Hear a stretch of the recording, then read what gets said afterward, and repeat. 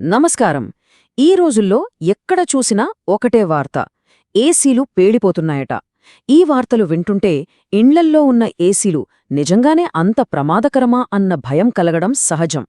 అందుకే ఈనాటి మన విశ్లేషణలో ఏసీ బ్లాస్ట్ల వెనుక ఉన్న అసలు కారణాలు, వాటి ప్రభావం, అలాగే వాటిని ఎలా నివారించాలనే విషయాలను చాలా లోతుగా, వివరంగా తెలుసుకుందాం.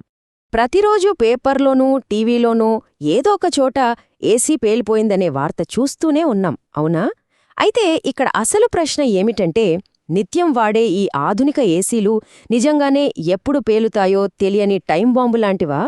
ఈ ప్రశ్నకు సరైన సమాధానం కావాలంటే ముందుగా ఆ యంత్రాల లోపల ఏం జరుగుతుందో కొంచెం అర్థం చేసుకోవాలి. సరే, ముందుగా ఈ ఏసీ బ్లాస్ట్ భయాందోళనల గురించి మాట్లాడుకుందాం. అసలు నిజం ఏమిటి? ఈ మధ్యకాలంలో ఎక్కడ చూసినా సంచలనాత్మక వార్తలే కదా. కాని ఈ విశ్లేషణ ముఖ్య ఉద్దేశం ఏమిటంటే, ఆ భయపెట్టే వార్తలను పక్కన పెట్టి వాస్తవానికి ఆ యంత్రాలలో జరిగే మెకానికల్ రియాలిటీని గ్రహించడం. అనవసరంగా భయపడటం కంటే అందులో దాగి ఉన్న భౌతిక శాస్త్రాన్ని కొంచెం అర్థం చేసుకుంటే అసలు నిజమేమిటో వెంటనే తెలిసిపోతుంది. ఇక తరువాతి విభాగం చూద్దాం. కంప్రెసర్పై విపరీతమైన భారం పడినప్పుడు అసలు లోపల ఏం జరుగుతుంది? ఇక్కడ ఒక ఆసక్తికరమైన విషయం ఉంది.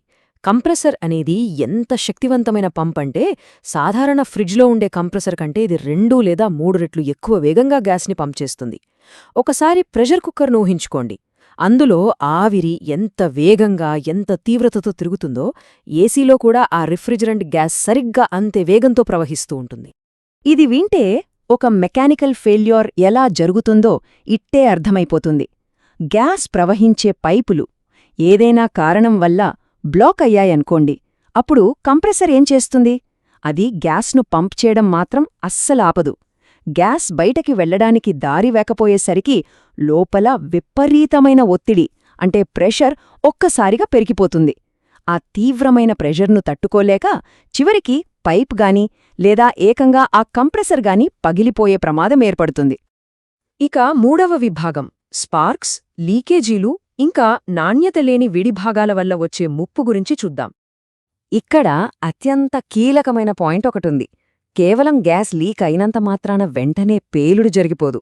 పైపు పగిలి కేవలం గ్యాస్ లీక్ అయితే అది గాలిలో కలిసిపోయి పెద్దగా హాని చెయ్యదు. కానీ ఇక్కడే ఒక పెద్ద కానీ ఉంది. ఆ గ్యాస్ లీక్ అవుతున్న సమయంలో దానికి ఏదైనా ఎలక్ట్రికల్ స్పార్క్ తోడైతేనో అప్పుడే అది మంటలకు దారితీస్తుంది. అంటే గ్యాస్ లీకేజ్ అలాగే ఎలక్ట్రికల్ స్పార్క్, ఈ రెండూ సరిగ్గా ఒకే సమయంలో జరిగితేనే అసలు ప్రమాదం లేదా బ్లాస్ట్ జరుగుతుంది. సోర్స్లో స్పష్టంగా చెప్పినట్లుగా నాణ్యత లేని చౌకైన వస్తువులతో వచ్చే అతి పెద్ద ముప్పు ఇదే. తక్కువ ధరకొస్తాయి కదా అని లోకల్ బ్రాండ్ పీసీబీలు, అంటే సర్క్యూట్ బోర్డులు లేదా నాసిరకం కెపాసిటర్లు ఉన్న ఏసీలను వాడితే వోల్టేజ్ అకస్మాత్తుగా పెరిగినప్పుడు అవి చాలా సులభంగా కాలిపోయి స్పార్క్స్ వస్తాయి. సరిగ్గా అదే సమయంలో గ్యాస్ కూడా లీక్ అవుతూ ఉంటే బ్లాస్ట్ జరిగే అవకాశాలు 100% ఉంటాయి.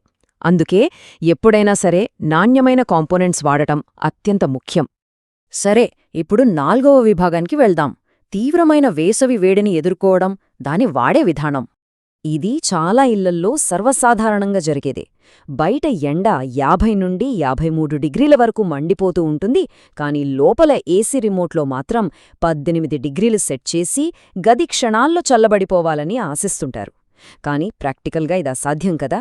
అంతటి వేడి వాతావరణంలో గదిని 18 డిగ్రీలకు తీసుకురావడానికి ఆ ఏసీ కంప్రెసర్ తన సామర్థ్యానికి మించి ఏకధాటిగా పనిచేయాల్సొస్తుంది. దీనివల్లే కంప్రెసర్పై ఊహించనంత ఒత్తిడి పడుతుంది. దీనికి తోడు ఇంటి బయట ఉండే అవుట్డోర్ యూనిట్ను దెబ్బతీసే శత్రువులు మరికొన్ని ఉన్నాయి. అవేంటంటే కాయిల్స్పై పేరుకుపోయే దుమ్ము, గాలి సరిగ్గా ఆడని ఇరుకు ప్రదేశంలో దాన్ని ఉంచడం, నేరుగా మండుటెండ దానిపైనే పడటం, అలాగే ఫ్యాన్ తిరగకుండా అడ్డుకునే కీటకాల గూళ్ళు, ఇవన్నీ కూడా లోపలి వేడిని బయటకు వెళ్లకుండా గట్టిగా అడ్డుకుంటాయి. దానివల్ల ఆ వేడి అంతా ఆ యూనిట్లోనే ఉండిపోయి సిస్టమ్ మొత్తం పాడైపోతుంది.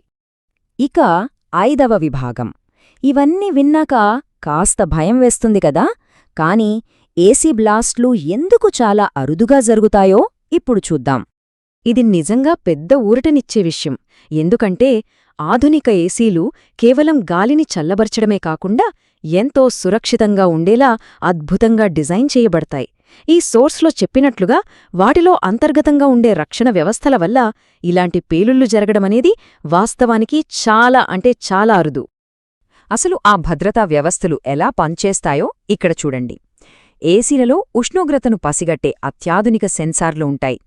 కంప్రెసర్ తన పరిమితికి మించి వేడెక్కినప్పుడు ఆటోమేటిక్ థర్మల్ కటాఫ్ సిస్టమ్ వెంటనే దాన్ని పసిగట్టి కంప్రెసర్ను ఆఫ్ చేసేస్తుంది.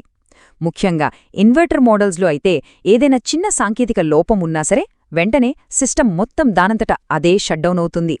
ఇంత పటిష్టమైన భద్రత ఉన్నప్పుడు అనవసరంగా భయపడాల్సిన పనే లేదు కదా. కాకపోతే ఆ యంత్రం ఎప్పుడూ సురక్షితంగా పనిచేయాలంటే కొంత కనీస నిర్వహణ తప్పనిసరి.